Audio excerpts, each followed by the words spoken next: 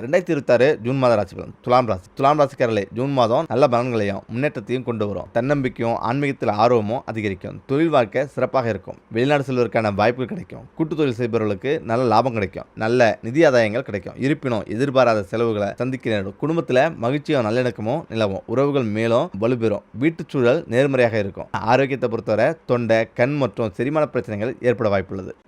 ராசிக்காரர்களே, நீங்க லட்சுமி தேவியை நம்பி செல்வந்தராகி அவளது ஆசீர்வாதங்களை பெற விரும்பினா இந்த ராசிக்காரங்க கண்டிப்பா இதை செய்யுங்க. ஒருவர் தரையை சுத்தம் செஞ்சா மகிழ்ச்சி, செழிப்பு, செல்வம் மற்றும் அனைத்தும் அவரது வாழ்க்கையில வரும். செல்வம் எங்கும் நிறைந்திருக்கிறது. ஏனென்றால் லட்சுமி தேவி எப்பொழுதும் யானையின் மீது வரும் என சாத்திரத்தில் குறிப்பிடப்பட்டுள்ளது. துடைப்பம் லட்சுமி தேவியின் மற்றொரு வடிவமாக கருதப்படுகிறது. எந்த வீட்டில் துடைப்பம் பயன்படுத்தப்படுகிறதோ அந்த வீட்டில் லட்சுமி தேவி ஆசீர்வதிக்கப்படுகிறார். இரண்டாவதாக, துடைப்பத்தை கொண்டு நாம் என்னென்ன முன்னெச்சரிக்கை நடவடிக்கைகளை எடுக்க வேண்டும், எப்பொழுது பெருக்கக்கூடாது, நீங்கள் இதை செய்யவில்லை என்றால் ஏழையாகி விடுவீர்கள். அதாவது இது பிரம்மகாலம் என்பதால தேவர்கள் இந்த நேரத்தில் பூமியில் வசிக்கிறார்கள் என்று நம்பப்படுகிறது.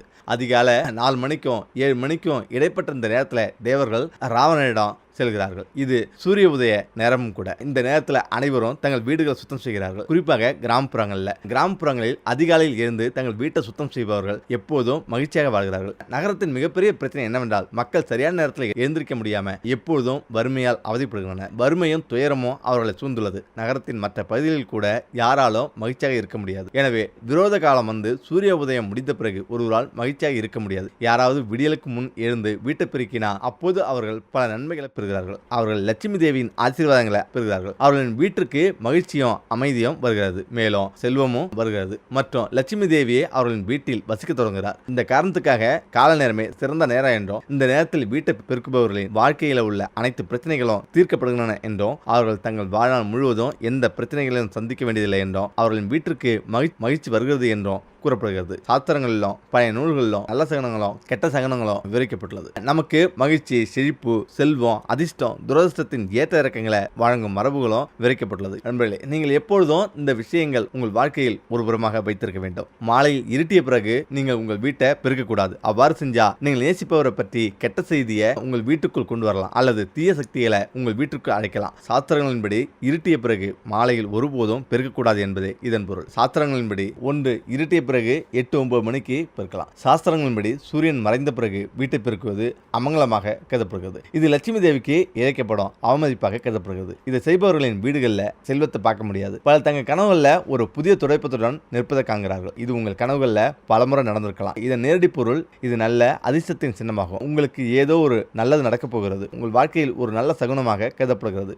உங்களுக்கு அப்படி ஒரு கனவு வந்திருந்தா உங்கள் அதிர்ஷ்டம் மிக விரைவில் மாறப்போகிறது. நண்பர்களே, வீட்டுக்குள் குப்பையை கூட்டி ஒரு மூலையில் வைக்காதீங்க. உடனடியாக அதை பெருக்கி அப்புறப்படுத்துங்க. கவனமாக இருங்கள். நீங்கள் இதை ஒருபோதும் செய்யக்கூடாது. நண்பர்களே, இது மிகவும் கெட்ட சகுனமாக கருதப்படுகிறது. பலர் இதை ஒரு பிரச்சனையாக கருதியுள்ளனர். மேலும் பலர் இந்த தவறு செய்த பிறகு அதை ஒப்புக்கொண்டுள்ளனர். உங்கள் குடும்பத்தில் யாராவது வீட்டை விட்டு வெளியே சென்றா அவர்கள் சென்றவுடனேயே நீங்க ஒருபோதும் பெருக்கக்கூடாது. அந்த நபர் தனது இலக்கை அடைந்து விட்டார் என்ற செய்தி உங்களுக்கு கிடைத்து விட்டா நீங்கள் வீட்டை பெருக்க வேண்டும். அவர் வெகு தூரம் செல்லவில்லை என்று தெரிந்தோம் நீங்கள் வீட்டை பெருக்கினா அது மிகவும் கெட்ட சகுனமாகும். அவ்வாறு செய்வது உங்கள் வீட்டில் பெரும் பேரழிவு ஏற்படுத்தக்கூடும். எனவே குடும்பத்தில் யாரேனும் வீட்டை விட்டு வெளியே சென்றா அவர் சென்ற பிறகு ஒருபோதும் வீட்டை பெருக்காதீர்கள். அதாவது விருந்தாளியாக நீங்கள் தூய்மையில் கூடுதல் கவனம் செலுத்த விரும்பினா அவர் சென்ற 1 அல்லது 2 மணி நேரத்துக்கு பிறகு தரையை துடைக்கலாம். அதுவும் கடவுளிடம் பிரார்த்தனை செய்த பிறகு பெருக்கலாம். இதுபோல் தொடப்பத்தின் மீது கால் வைப்பதும் மிகவும் கெட்ட சகுனமாக கருதப்படுகிறது. இதன் பொருள் உங்கள் வீட்டின் லட்சுமி தேவியை நீங்கள் உதைக்கிறீர்கள் என்பதாகும். நண்பர்களே, லட்சுமி தேவி அவமதிக்கப்படாமல் இருக்க நீங்கள் எப்போதும் இது போன்ற கெட்ட சகுனங்களை தவிர்க்க வேண்டும். நீங்கள் ஒரு புதிய வீட்டையோ புதிய கட்டிடத்தையோ கட்டும் போதெல்லாம் ஒருபோதும் பழைய துடைப்பத்தை புதிய வீட்டுக்குள் கொண்டு வராதீங்க. பழைய துடைப்பத்தை புதிய வீட்டுக்கு கொண்டு வருவது கெட்ட சகுனமாக கருதப்படுகிறது. வீட்டை கட்டும் போதோ அல்லது வாடகைக்கு எடுக்கும் போதோ ஒரு புதிய துடைப்பத்துடன் தொடங்க வேண்டும். நண்பர்களே, உங்கள் வீட்டுக்குள்ள நீங்கள் பெருக்க சொல்லாத ஒரு சிறு குழந்தை திடீரென்று துடைப்பத்துடன் வேலை செய்ய தொடங்கினா விருந்தினர் வருவதற்கான அறிகுறியாகும். இது மிகவும் மங்களகரமான அறிகுறியாக கருதப்படுகிறது. அதாவது உங்கள் வீட்டில் ஏதோ நல்லது நடக்கப் போகிறது என்று அறிகுறி. நண்பர்களே, துடைப்பத்தை எப்போதும் மறைத்து வைக்க வேண்டும். அதாவது வெளியாட்கள் யாரும் பார்க்க முடியாத இடத்துல இருக்க வேண்டும். ஒரு தனது வீட்டில் பணத்தை மறைத்து வைப்பது போலவே லட்சுமி தேவியையும் செல்வத்தின் தெய்வம் அதே வழியில் மறைத்து வைக்க வேண்டும். இதனால் நீங்கள் பெரிதும் பயனடைவீர். லட்சுமி தேவி உங்கள் மீது மகிழ்ச்சி அடைவார். மேலும் உங்கள் மீது பணம் கொட்ட தொடங்கும். நண்பர்களே, துடைப்பத்தை ஒருபோதும் வீட்டுக்கு வெளியே அல்லது மொட்டை மாடியில் வைக்கக்கூடாது என்பதை எப்போதும் நினைவு கொள்வது அவசியம். அவ்வாறு செய்வது கடுமையான பாதிப்பை ஏற்படுத்தும். இது செய்வதால வீட்டில் திருட்டு நடக்கும், அபாயம் அதிகரிக்கிறது. எனவே நீங்கள் இதை தவறுதலாக கூட செய்யக்கூடாது. நண்பர்களே, இப்போது ஒரு துடைப்பத்தை கொண்டு செய்யப்படும் மிகவும் பிரபலமான பரிகாரத்தை பற்றி பேசுவோம். நீங்கள் இந்த பரிகாரத்தை செய்தால் உங்கள் அதிர்ஷ்டம் மாறக்கூடும். மேலும் நீங்கள் எந்த ஒரு மோசமான நெருக்கடியையும் ஒருபோதும் சந்திக்க மாட்டீங்க. நீங்கள் உங்கள் வாழ்க்கையை மகிழ்ச்சியாகவும் செழிப்பாகவும் வாழ்வீர்கள்.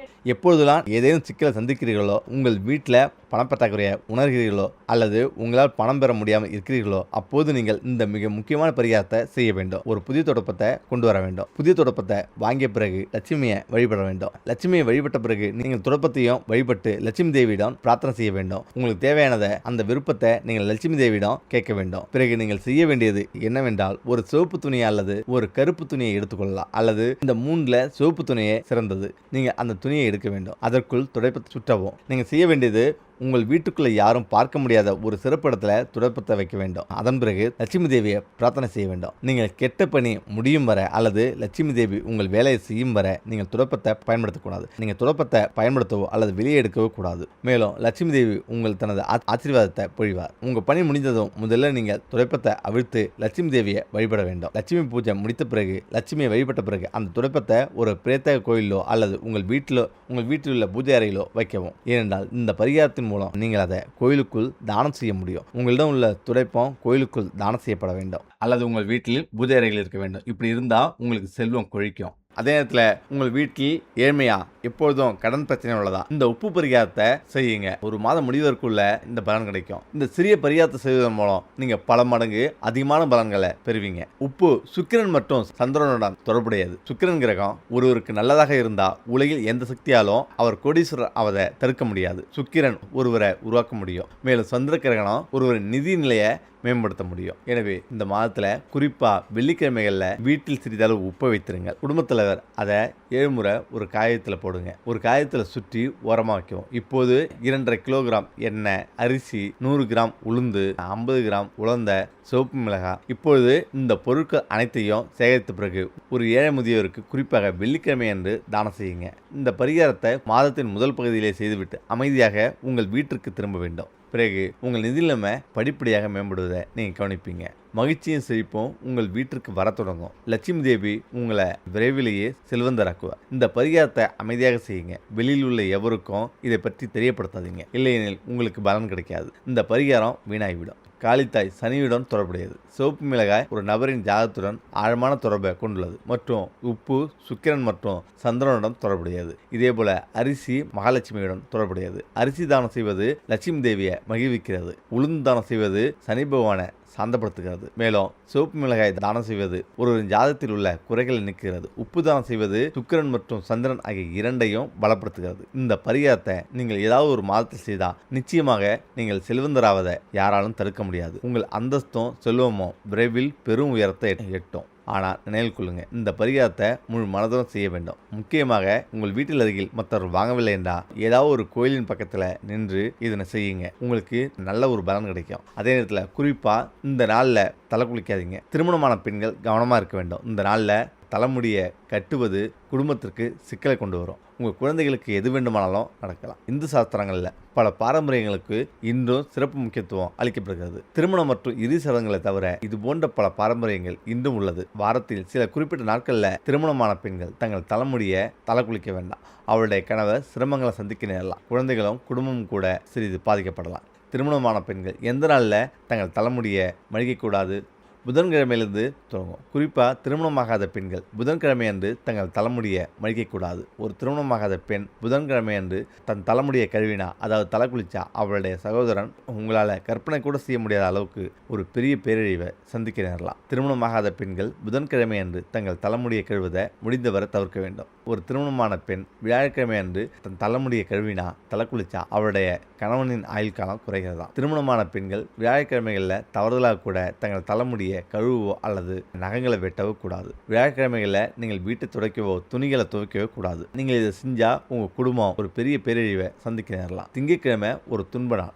ஒரு திருமணமான பெண் திங்கட்கிழமை தன் தலைமுடியை கழுவினா, அவளுடைய மகள் அல்லது மகன்கள் ஒரு பெரிய சிக்கலை சந்திக்க நேரலாம். குடும்பம் கடுமையான நிதி நெருக்கடியை சந்திக்கலாம். இத்தகைய சூழ்நிலையில திருமணமான பெண்கள் திங்கட்கிழமைகளில் தங்கள் தலைமுடியை கழுவவே கூடாது. குடும்பத்தை சிக்கலிலிருந்து பாதுகாக்க நீங்கள் இந்த விதியை பின்பற்ற வேண்டும். ஓகே, இந்த விட எப்படி செய்கிறேன். மீண்டும் இடத்துல சந்திப்போம். நன்றி, வணக்கம்.